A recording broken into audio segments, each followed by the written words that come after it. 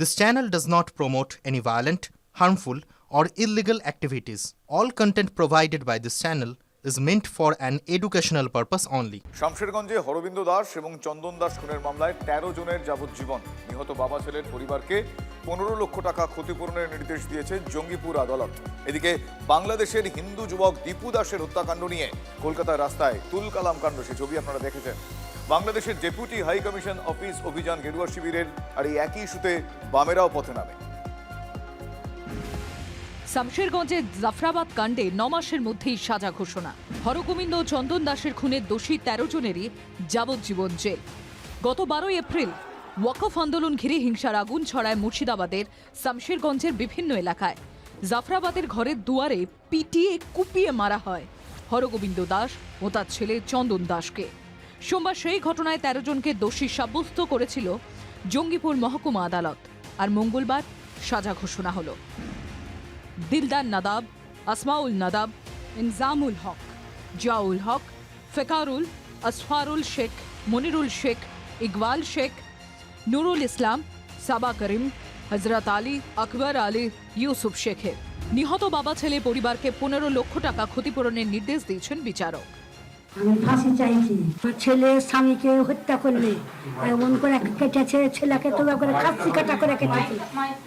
আমার স্বামীকে তো একবারে বুককে চিড়ে দিলে, কি দিয়ে যে চিনলে, এই দিয়ে কুড়ুল দিয়ে কাটলে কি ভোজালি দিয়ে কাটলে।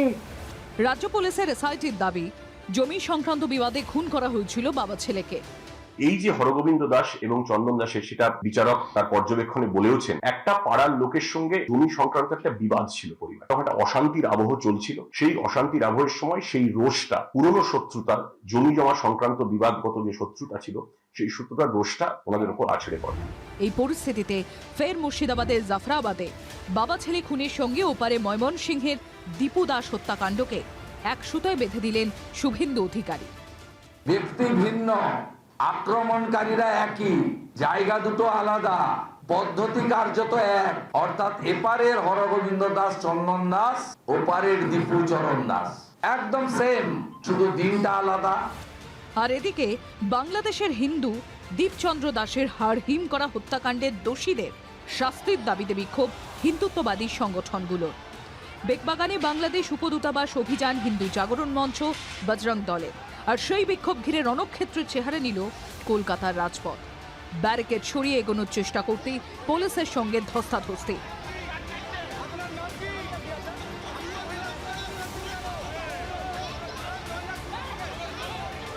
ধস্তাধস্তির সময় রক্ত ঝরল হিন্দুত্ববাদী সংগঠনের এক যুবকের। পরিস্থিতি নিয়ন্ত্রণে আনতে লাঠিচার্জ করে পুলিশ। মেরেছে ইউনূসের পুলিশ, মমতার পুলিশ মানেই মোহাম্মদ ইউনূসের পুলিশ। ইউক্রেনের পুলিশ যদি এরকম আচরণ করে তাহলে লোকে কি করবে? ইট মারা হচ্ছে, লাঠি মারা হচ্ছে, সাধু সন্তদের গায়ে হাত তোলা হচ্ছে।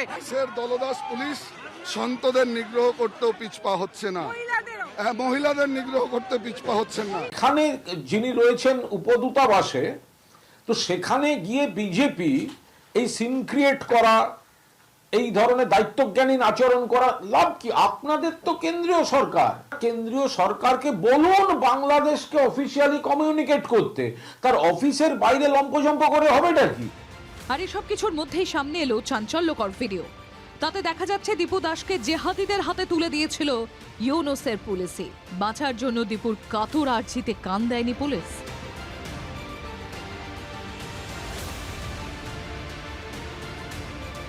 দীপুর হত্যাকাণ্ডের প্রতিবাদে এদিন বাংলাদেশের ডেপুটি হাই কমিশনে অভিযান করে বামেরাও। কৌশিক ঘোষ, সত্যজিৎ, সায়ন্ত, সুশোভনের রিপোর্ট, TV9 বাংলা।